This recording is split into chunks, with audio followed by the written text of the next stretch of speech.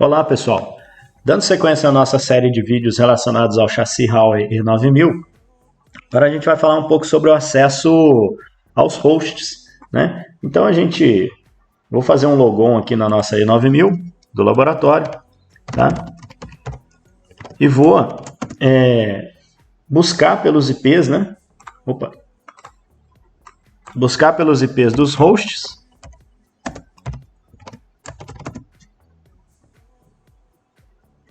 Então, fiz o acesso na E9000, estou utilizando aqui o Internet Explorer. Eu falei em algum vídeo passado, deixei algumas notas também, dizendo o seguinte, que é melhor a gente utilizar o Internet Explorer para fazer os acessos, para que a gente não tenha problema com outros navegadores e fique alguma funcionalidade indisponível para a gente. Tá? Então, acessei a E9000, né?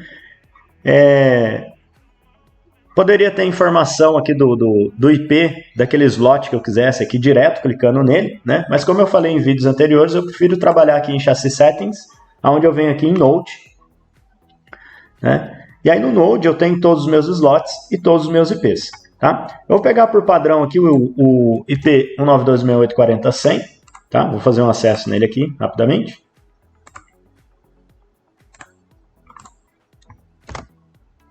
Lembrando que esse acesso não me dá a condição de realizar a configuração, ou seja, a instalação de um sistema operacional nele, porque eu estou usando o modelo aqui, diretamente um modelo de acesso via web browser, tá?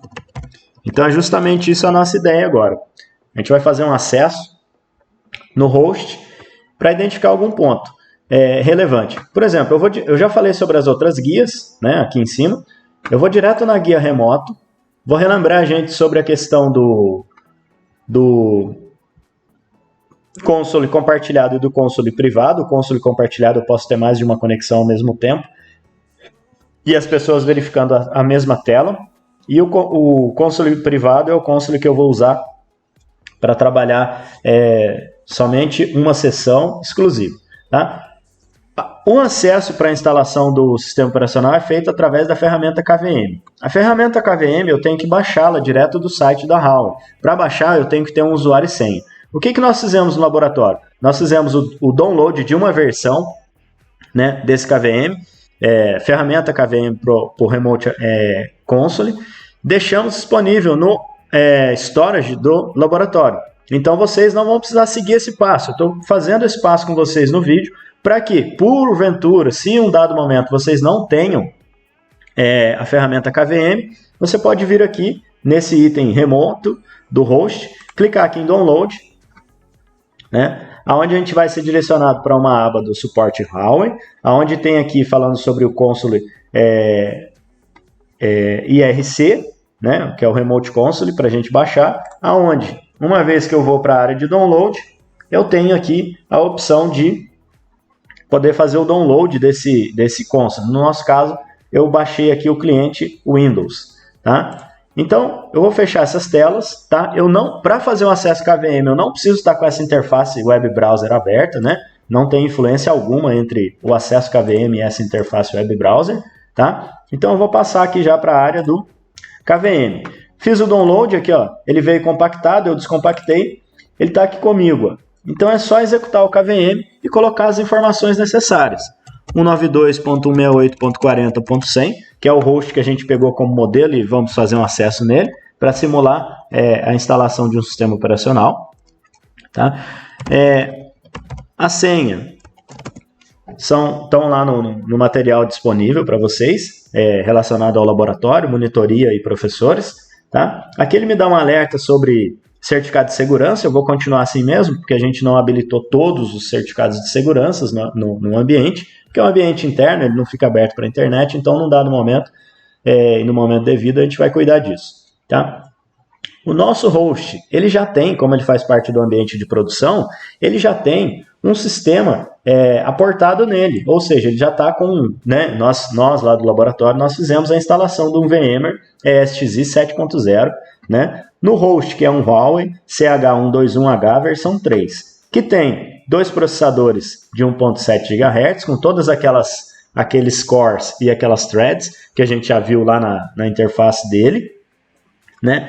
E tem 768 digamos assim, 768 GB de memória RAM. Tá? Esse sistema operacional, assim como qualquer outro que eu for instalar, ele recebeu um IP da nossa rede interna lá, através de uma reserva DHCP.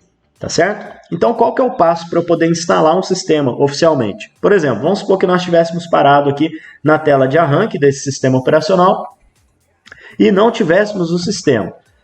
Primeiro passo é a gente marcar aqui o item para escolher uma imagem ISO, certo? Então, por exemplo, eu posso instalar de um CD-DVD? Sim, mas só que eu teria que ter um CD-DVD físico lá conectado no meu host, e na verdade eu não tenho isso. Os nossos hosts não têm esse tipo de conexão, né? Então, eu tenho que escolher uma imagem. Eu poderia instalar a partir de um diretório? Poderia também, mas na verdade a gente vai instalar a partir de uma imagem, tá? Então eu marco aqui, arquivo de imagem, venho aqui em Browse, lembrando que essa imagem eu tenho que ter ela ou na rede, né, ou então no meu computador. No meu caso aqui, eu tenho a imagem no meu computador, eu tenho um repositório aqui em D2 pontos, onde eu tenho vários arquivos ISO.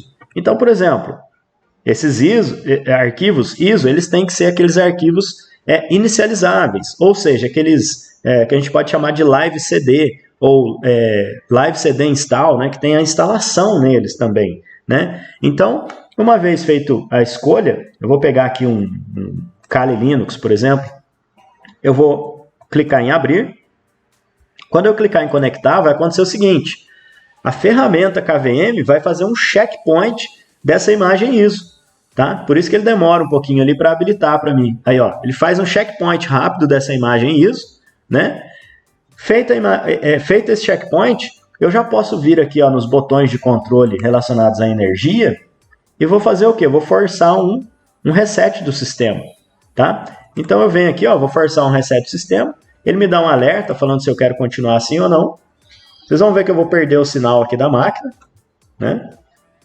Aí, ó, perdi o sinal da máquina, mas não perdi a conexão, ó, ao host em si, tá?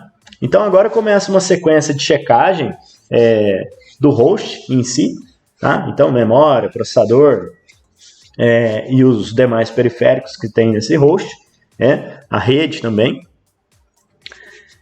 Uma vez acontecendo essa checagem, eu vou me deparar mais à frente, possivelmente, com uma tela onde eu tenho algumas opções do boot malware para eu escolher. Então, na verdade, eu vou ter que selecionar lá o F11 para fazer o quê? Para eu poder escolher o boot aonde? O boot aqui no meu dispositivo, ou seja, na minha imagem ISO, que vai carregar uma pré-instalação, no meu caso aqui, do Kali Linux. Tá? Então vai carregar uma pré-imagem, né, uma pré-instalação do Kali Linux, tá? Para que a gente possa seguir com a instalação. E isso aconteceria para qualquer sistema, pessoal, tanto para o Microsoft Windows, para o Linux, qualquer distribuição do Linux que a gente possa utilizar esse Kali Linux. Poderia ser Debian, CentOS, Ubuntu Server, né, Linux Mint, SUSE, né, OpenSUSE e qualquer outro Linux que a gente colocasse. E outros sistemas também, né? Então poderiam ser outros sistemas também, tá certo? Aqui, ó, vale lembrar que a gente tem a nossa barra aqui de controles, tá? Onde eu tenho aqui vários controles que são importantes, né? Mas que os mais relevantes são quais? São esses que a gente usa para ancorar, né, a nossa imagem de instalação e poder subir um sistema operacional. E depois, esse aqui de controle de energia, que é um sistema onde a gente vai ter a situação relacionada com controle de energia. Aí, ó, chegamos na tela onde a gente vai selecionar o boot, né? Então, eu vou clicar aqui em F11, ele vai me pedir a senha, porque a seleção de boot ela está segura, né? Para a gente não ter o problema de alguém, por um azar, tentar usar o nosso host e instalar um sistema e apagar o nosso ambiente virtual, porque aquele SXI faz parte de um ambiente virtual. Tá? Então, uma vez pressionado F11, ele vai checar, né, a estrutura de gerenciamento de boot e o que tem possível para as fontes possíveis de realização do boot. Né? Na sequência, ele já vai pedir a senha de acesso para essa seleção.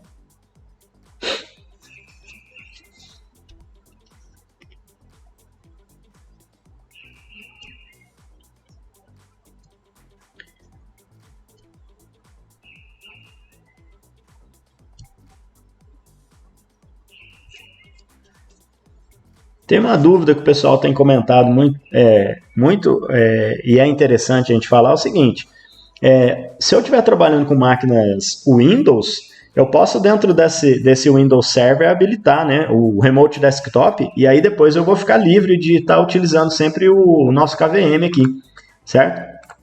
Então eu acho que é algo interessante. E se eu estiver trabalhando com Linux, geralmente eu vou usar, se eu estiver num server, eu vou usar o SSH, né? E se eu não tiver no server, eu posso ter a opção de utilizar alguma ferramenta de acesso remoto, né? Ainda que muitas vezes, dependendo do uso, não seja adequado. Tá? Aqui, ó, deu um Enter aqui, chegamos lá na sequência de boot, pessoal. Então, se eu fosse instalar o meu sistema Kali Linux, eu iria marcar quem? Aqui, ó, o Legacy CD-ROM, que é justamente esse nosso amigo aqui que está aportado aonde? Na estrutura de CD, né? E tem uma imagem, tá certo? Então, a título de conhecimento, eu vou dar um Enter aqui para a gente ver se ele vai carregar, né?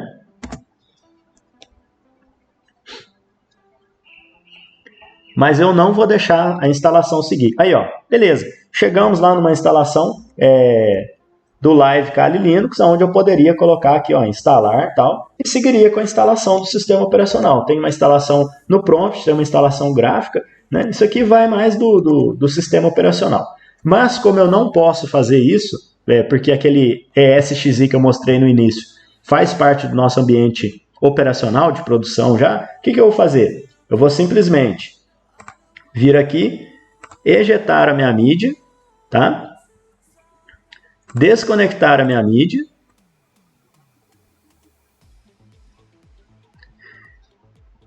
e depois eu vou reiniciar o meu sistema para que eu volte lá naquela interface, né, do sistema ESXi e que o sistema seja carregado no meu host e que meu ambiente volte a funcionar normalmente. Tá? Então, por hora era isso. Fiquem atentos aí nos próximos vídeos e muito obrigado a todos.